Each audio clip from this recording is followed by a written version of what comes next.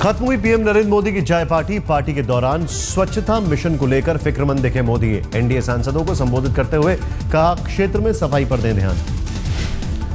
Panchavati hall में हुई बैठक, मेहमानों की संख्या से छोटा पड़ा हॉल। पीएम ने कहा, बढ़ गया है कुनबा, अगली बार ऐसी बैठक के लिए स्थान का रखा जाएगा ध्यान। सांसदों ने पीएम के भाषण को बताया प्रेरक। पीएम ने कहा, सरकार की सभी योजनाओं में गरीबों का रखा जाए ध्यान। वित्त मंत्री अरुण जेटली ने जनधन योजना पर दिया प्रेजेंटेशन। आदर्श ग्राम योजना का नितिन गडकरी ने दिया ब्यौरा। वरिष्ठ नेता आडवाणी ने भी किया सांसदों को संबोधित। कहा, सबसे खुशगवार रही है दिवाली। पार्टी में शिवसेना के भी सांसद हुए थे शामिल, लेकिन महाराष्ट्र की राजनीति पर नहीं हुई चर्चा।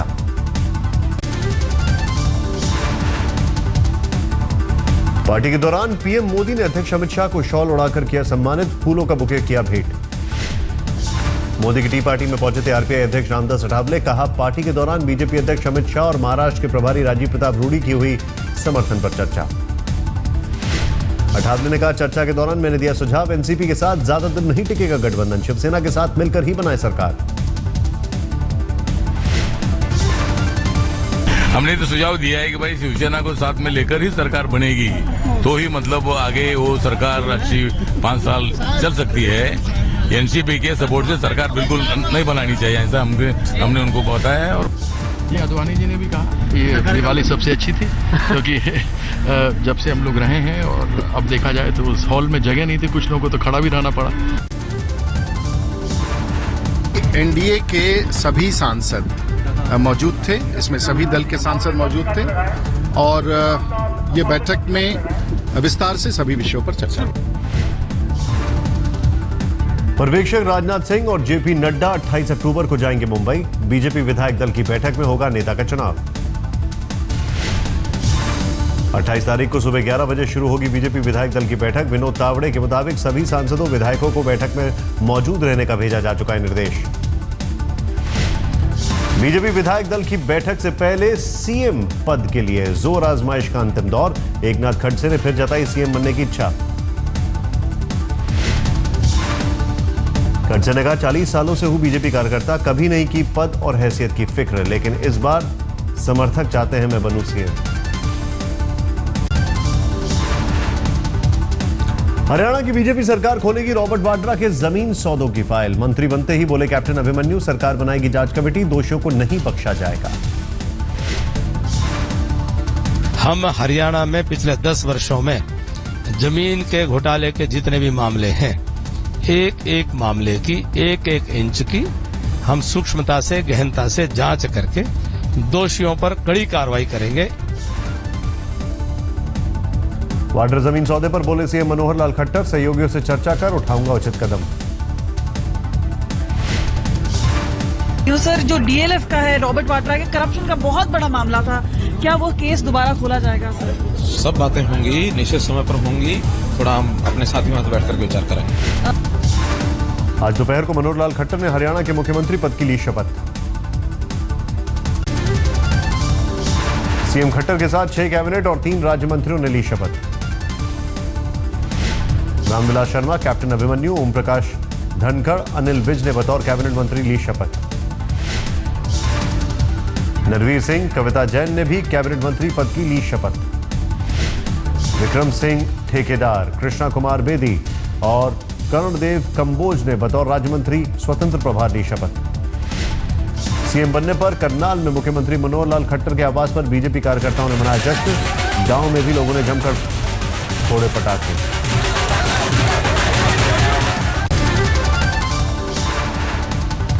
खट्टर की शपथ ग्रहण समारोह में नहीं पहुंचे हरियाणा के पूर्व सीएम भूपेंद्र सिंह हुड्डा, बोले नहीं। शपथ ग्रहण समारोह में पीएम मोदी, लालकृष्ण आडवाणी, अमित शाह, राजनाथ सिंह, सुषमा स्वराज ने की शिरकत। पंजाब के मुख्यमंत्री प्रकाश सिंह बादल, वसुंधरा राजे, शिवराज सिंह चौहान और रमन सिंह भी समारोह में पहुंचे। पंचकुला के मेला मैदान में हुआ शपथ ग्रहण समारोह।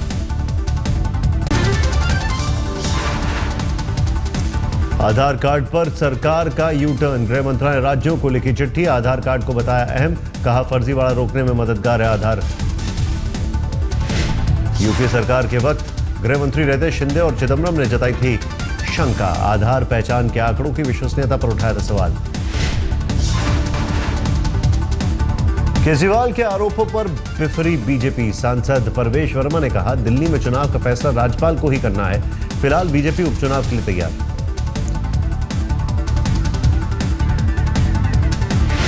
परवेश वर्मा के मुताबिक 5 नवंबर तक बीजेपी दिल्ली में 3 विधानसभा सीटों के लिए घोषित कर देगी अपने उम्मीदवार। 25 नवंबर को दिल्ली में होना है उपचुनाव। परवेश वर्मा, रमेश विदुड़ी और हर्षवर्धन के सांसद चुने जाने से खाली हुई थी दिल्ली की 3 विधानसभा सीटें। बीजेपी सांसद रमेश विदुड़ी ने कहा, केजरीवाल अपने बारे में सोचें। दिल्ली में चुनाव लड़ने के लिए पीएम मोदी का चेहरा काफी, किसी और चेहरे की जरूरत नहीं। बीजेपी का चेहरा, देश के प्रधानमंत्री श्री नरेंद्र मोदी जी बीजेपी का चेहरा है। केजरीवाल से क्वेश्चन करो ना, केजरीवाल के पास क्या चेहरा है केजरीवाल के अलावा। दिल्ली में वित्त मंत्री अरुण जेटली के घर के बाहर आम आदमी सेना का प्रदर्शन। काले धन के खाता धारकों के नाम बताने की मांग। शिवसेना ने हिंदुओं की संख्या बढ़ाने के लिए कैश ऑफर की खबर को बताया गलत। कहा, यूपी में 10 बच्चे पैदा करने वालों को पैसा देने की खबर है झूठी। शिवसेना जहां खबर को गलत बता रही है, वहीं यूपी में शिवसेना नेता कैश ऑफर को बता रहे हैं जरूरी कदम।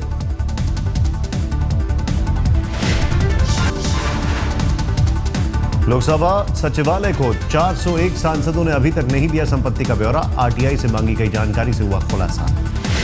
संपत्ति का ब्यौरा न देने वालों में सोनिया, राहुल, आडवाणी, राजनाथ, गडकरी, सुषमा, उमा भारती के साथ ही मुलायम सिंह का भी नाम। शपथ के 90 दिनों के भीतर देना होता है संपत्ति का ब्यौरा। ब्यौरा न देने वालों में बीजेपी के 209, कांग्रेस के 31 और टीएमसी के 27 सांसद शामिल। एक्सपायर्ड लाइसेंस के साथ विमान उड़ाने के मामले में डीजीसीए हुआ सख्त। एयर इंडिया समेत दोषी विमान कंपनियों पर कार्रवाई की तैयारी। पीपीसीए नियमों की अनदेखी पर होगी कार्रवाई। करीब 250 पायलट एक्सपायर्ड लाइसेंस के साथ उड़ा रहे हैं विमान। एयर इंडिया के 102 और जेट एयरवेज के 131 पायलट के लाइसेंसेस एक्सपायर्ड। हुदूद की तबाही के बाद अब नीलोफर तूफान ने बढ़ाई चिंता। गुजरात में समुद्री तट से नीलोफर के टकराने की आशंका। गुजरात में पाकिस्तान से सटे समुद्री किनारे से टकरा सकता है नीलोफर। चक्रवात का नीलोफर नाम पाकिस्तान ने दिया। अरब सागर में मुंबई से पश्चिम और दक्षिण पश्चिम दिशा में मौजूद है नीलोफर। मुंबई से दूरी तकरीबन 900 किलोमीटर। 31 अक्टूबर तक कराची पहुंच सकता है नीलोफर। 145 किलोमीटर तक हो सकती है हवाओं की रफ्तार। इंटेंसिफिकेशन होकर एक साइक्लोन स्टॉर्म में परिणत हो गया है और ये लगभग 1270 kilometre west south west of Mumbai से केंद्रीभूत है। ये जो नाम नीलोफर है, ये पाकिस्तान का प्रपोज नेम है और इसका मतलब है कि फ्लावर। ऑस्ट्रेलिया दौरे के मद्देनजर पीएम मोदी ने जनता से मांगे विचार। ट्वीट में लिखा, माय गवर्नमेंट वेबसाइट पर मुख्य मुद्दों पर दे रहा है। अभिनेता ऋतिक रोशन के स्वच्छ भारत मिशन से जुड़ने को पीएम मोदी ने सराहा। पीएम ने सफाई करते ऋतिक की तस्वीरों को रीट्वीट भी किया। बिहार के पूर्व सीएम नीतीश कुमार ने छठ पर विशेष ट्रेन नहीं चलाए जाने का उठाया मुद्दा। कहा, आस्था के सबसे बड़े पर्व में लोग परेशान हैं और केंद्र सरकार है अनजान। दिल्ली के राजीव चौक में बना Nobel memorial wall memorial. Bharat के नोबेल पुरस्कार विजेताओं को की देगा जानकारी। स्वीडन ने मेसी और डीएमआरसी ने की पहल। 8 सालों से तैयार हो रहा है noble wall memorial. Mail Today और पीसी ज्वेलर की मुहिम आई एम शक्ति का समापन। दिल्ली के कैनॉट प्लेस में हुआ समापन समारोह। आई एम शक्ति के समापन में किरण बेदी समेत जुटी कई हस्तियां। महिला सुरक्षा और सशक्तिकरण के लिए शुरू हुई थी साझा मुहिम। समापन के दिन लोगों ने ली महिला सुरक्षा की शपथ। मैराथन का भी हुआ आयोजन। अगर भारतवर्ष में इक्विलिब्रियम लाना है तो उसके लिए चाहे वो पुरुष है चाहे वो नारी है, उनको एक सामान्य एक तरीके से पूरे समाज में उनको रखना होगा और देखना होगा। अवेयरनेस होना बहुत जरूरी है, क्योंकि अवेयरनेस अगर नहीं होगी तो जो जिस तरीके की हम बात सारी पब्लिक में करते हैं, उससे एक बात ये समझ में निकल कर आती है कि मैं अकेले नहीं। दिल्ली में जामा मस्जिद के इमाम बुखारी पर हुआ हमला। पुलिस ने हमलावर को किया गिरफ्तार। हमलावर के पास नहीं मिला कोई पहचान पत्र। जांच में जुटी पुलिस। पंजाब के लुधियाना में पेड़ से टकराई तेज रफ्तार बीएमडब्ल्यू कार। हादसे में कार में सवार दोनों युवकों की मौत। बीएमडब्ल्यू कार हादसा इतना भीषण था कि 2 टुकड़ों में बढ़ गई बीएमडब्ल्यू कार का ड्राइवर बाल बाल बचा। हादसे के वक्त 140 किलोमीटर रफ्तार का अनुमान। झारखंड के लातेहार में हुआ रेल हादसा। महू आमिलान रेलवे स्टेशन पर खड़ी मालगाड़ी को दूसरी मालगाड़ी ने मारी टक्कर, रेल रूट हुआ प्रभावित। रेल हादसे के बाद मालगाड़ी की 4 बोगियां बुरी तरह क्षतिग्रस्त। टक्कर मारने वाली ट्रेन के इंजन समेत 2 बोगियां पटरी से उतरी। यूपी गाजियाबाद में नगर निगम कर्मचारी के अपहरण के बाद हत्या, सट्टा कारोबारियों पर हत्या का शक। यूपी में नहीं कम हो रहा है दबंगों का आतंक। झांसी के सीपरी इलाके में मजदूरी मांगने पर 2 लोगों को अगवा कर बेरहमी से बरती गई। घर की पुताई के बाद बाकी थी 5,000 की मजदूरी। पैसे मांगने पर दबंगों ने उल्टा चोरी का लगाया आरोप। पुलिस ने मुश्किल से दर्ज की रिपोर्ट।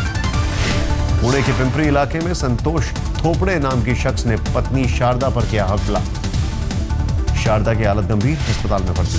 पत्नी पर जानलेवा हमला के बाद संतोष थोपड़े ने की खुदकुशी। पड़ोसियों ने कहा अक्सर होता था दोनों का झगड़ा।